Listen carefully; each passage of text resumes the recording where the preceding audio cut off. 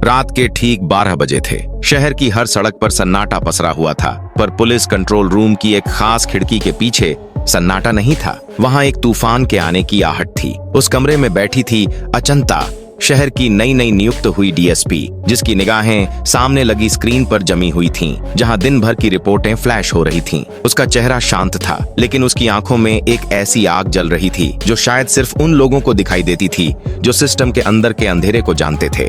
अचंता सिर्फ एक नाम नहीं था, बल्कि एक विश्वास था जो कुछ ही हफ्तों में शहर के ईमानदार पुलिस वालों के बीच फैल गया था। उसने अभी अभी यह पदभार संभाला था और आते ही उसका पहला कदम था शहर के हर कोने का निरीक्षण। यह कोई आम निरीक्षण नहीं था। उसने यह काम आधी रात को बिना किसी को बताए शुरू किया था। उसका मानना था कि अगर किसी चीज की असली सच्चाई जाननी है तो उसे तब देखो जब वह अपनी सबसे कच्ची और बेपरवाह हालत में हो।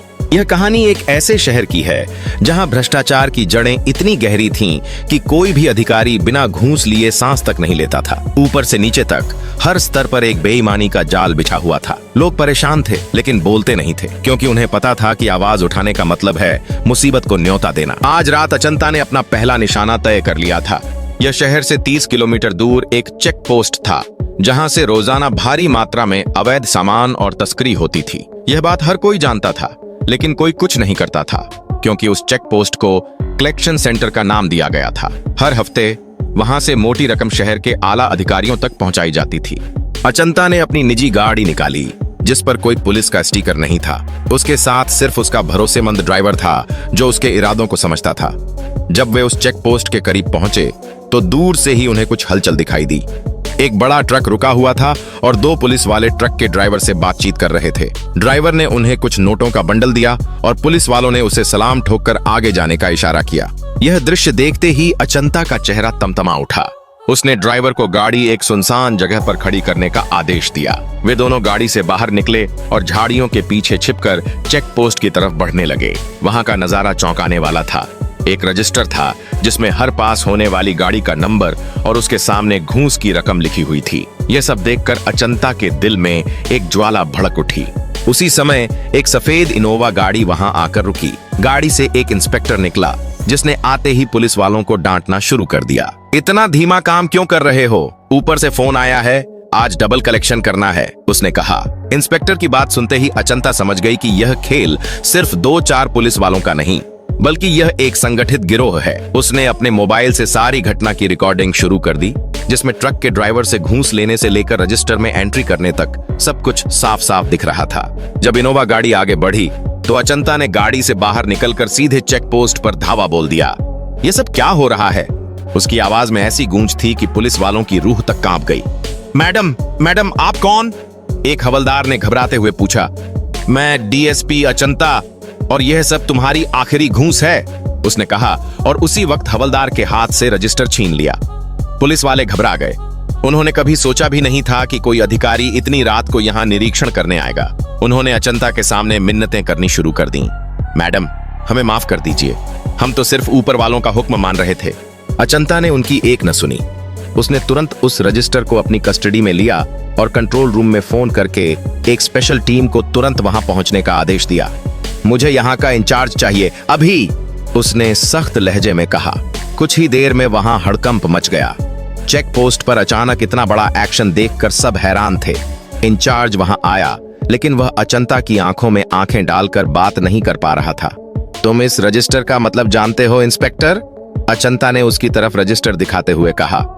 मैडम, यह तो बस एक, वह हकलाने लगा, एक कलेक्शन सेंटर है जिसमें तुम्हारे जैसे बेईमान लोग काम करते हैं, अचंता ने उसकी बात काटते हुए कहा।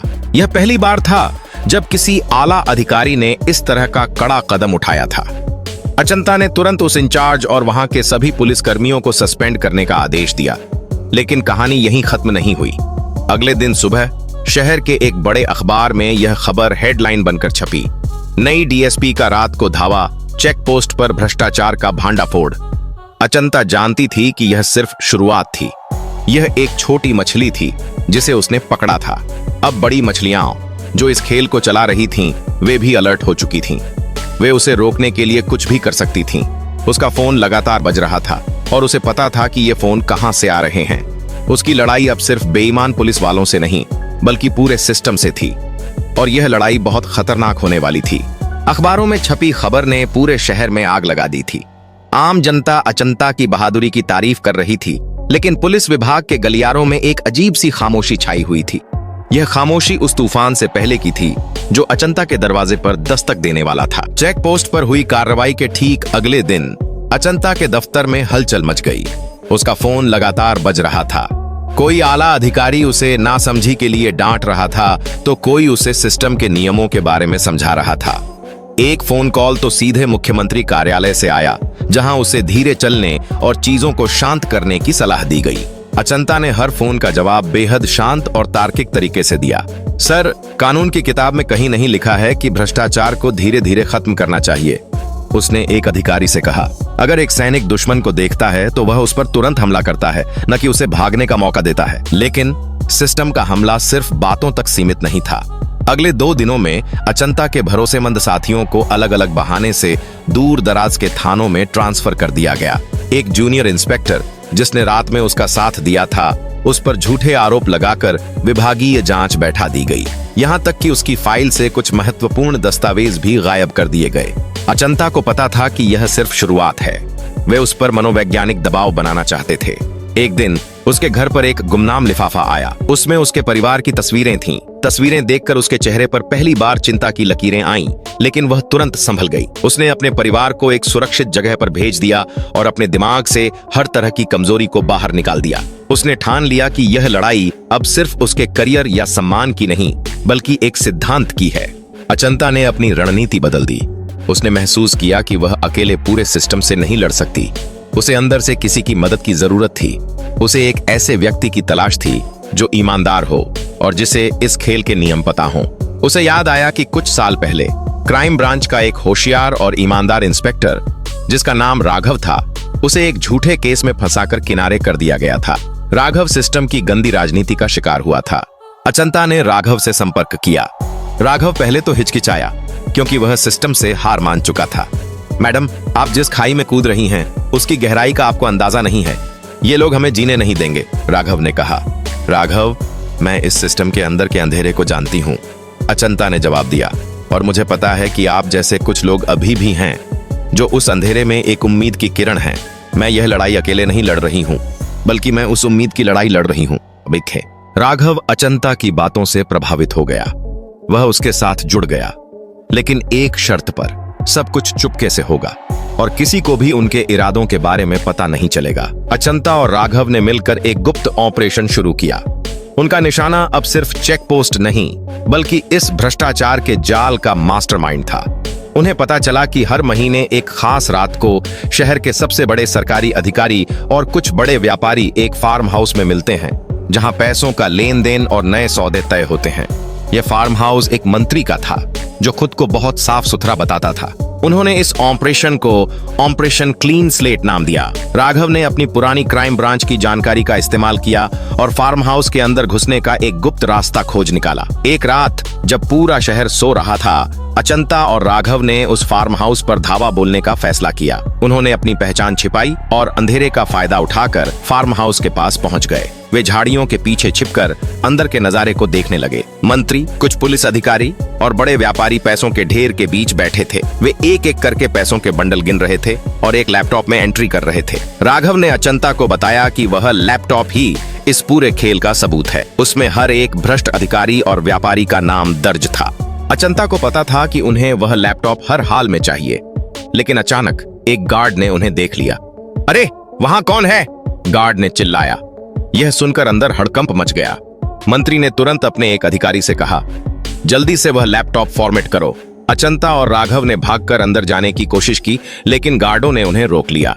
एक तरफ वे गार्डों से लड़ रहे थे और दूसरी तरफ मंत्री का तेकीबा अधिकारी लैपटॉप को फॉर्मेट करने की कोशिश कर रहा था।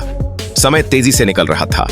राघव एक गार्ड से जूझ रहा था, तभी एक दूसरा गार्ड उस पर बंदूक तान देता है। हाथ ऊपर, गार्ड ने राघव से कहा।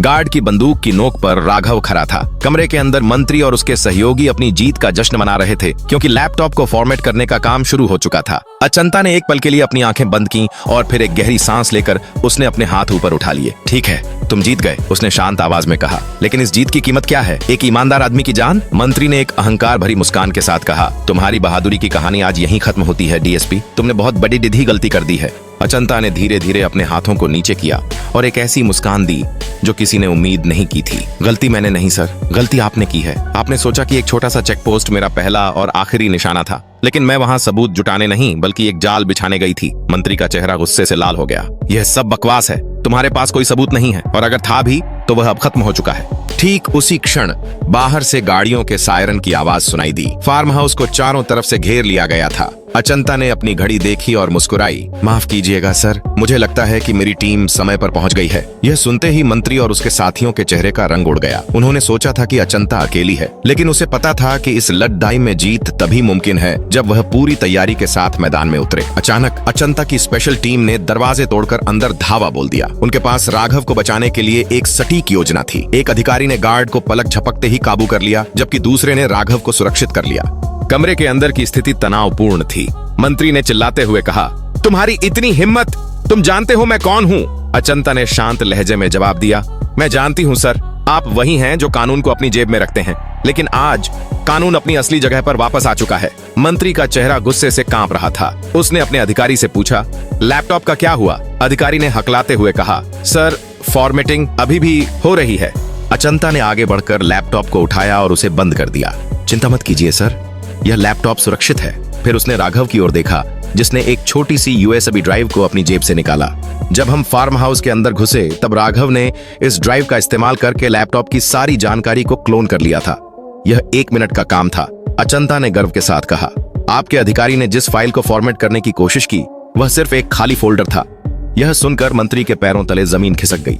राघव ने उस ड्राइव को अचंता को दिया, जिसने उसे तुरंत अपने फोन से कनेक्ट किया और सारी जानकारी अपने अधिकारियों के पास भेज दी। अब सारे सबूत, हर एक नाम, हर एक घूस का रिकॉर्ड, सब कुछ अचंता के हाथ में था।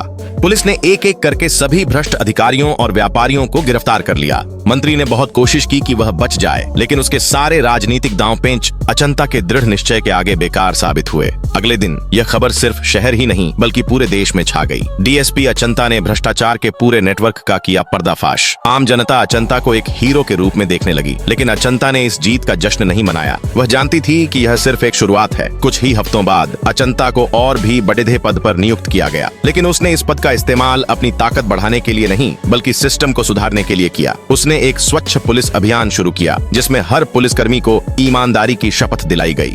उसने एक जनता दरबार की शुरुआत की, जहां कोई भी नागरिक बिना किसी डर के अपनी शिकायत दर्ज करा सकता था। धीरे धीरे शहर की तस्वीर बदलने लगी। लोग पुलिस पर भरोसा करने लगे, भ्रष्टाचार का डर कम होने लगा और ईमानदारी की उम्मीद बढ़ने लगी।